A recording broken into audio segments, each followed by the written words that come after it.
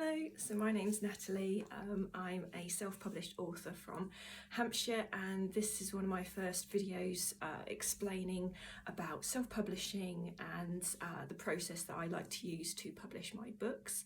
My first book is The Phantom Archer. I published this in 2022. It had been a long journey to publish this, and I self-published my book, this one, and it then went on to become a finalist in the Wishing Shelf Awards. So yeah, it's a finalist in a book award. My second book, this one, The Phantom Archer, The Devil's Stone, that was released in 2023.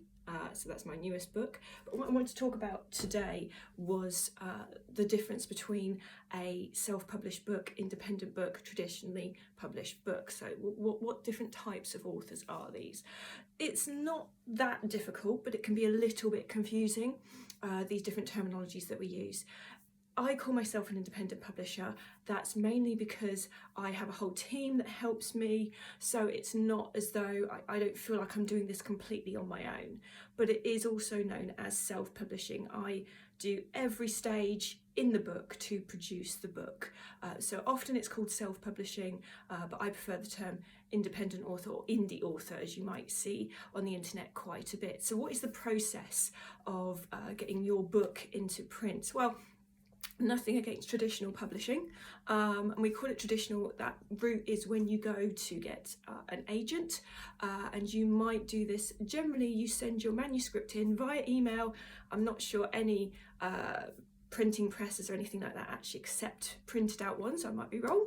So it's worth getting a copy of the Writers and Artists Yearbook and looking through that to find what agents are looking for, what kind of genre you're writing in, to know if you're going to need a traditionally published route, or as I did, you might decide after meeting a few agents, sitting down with agents, or looking at publishing itself, you might decide, actually, I want to do this process myself. I've got a distinct thing I want to do with my book, and I don't think it's going to be very commercial. So I didn't feel like my book was very commercial book, and you have to understand from the agent's point of view and the publisher's point of view, they can only take on so many writers a year, and they have to go with something they think is really going to sell well.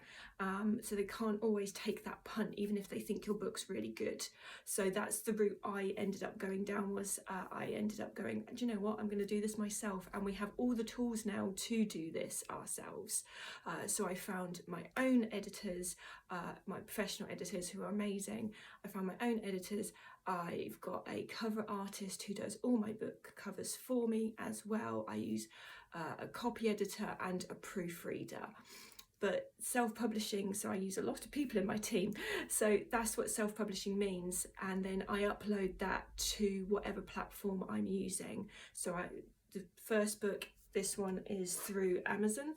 But you can order it through most online bookshops. You can get that. It's not in a bookshop at the moment, not a physical bookshop at the moment, and I'll probably do another video about getting your book into a bookshop and why, as a self-published or independent author, that can actually be quite a tricky scenario.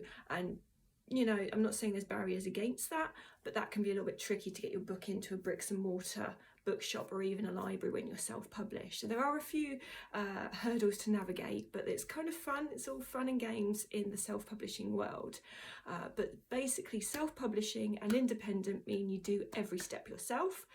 Traditionally publishing, you end up with an agent who then sells your book to a publisher. You hand over the publishing rights to that publisher, and then they publish your book for you.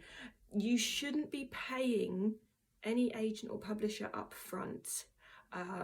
That's the difference. You shouldn't be paying them up front. They should actually almost be buying the rights to publish your book from you.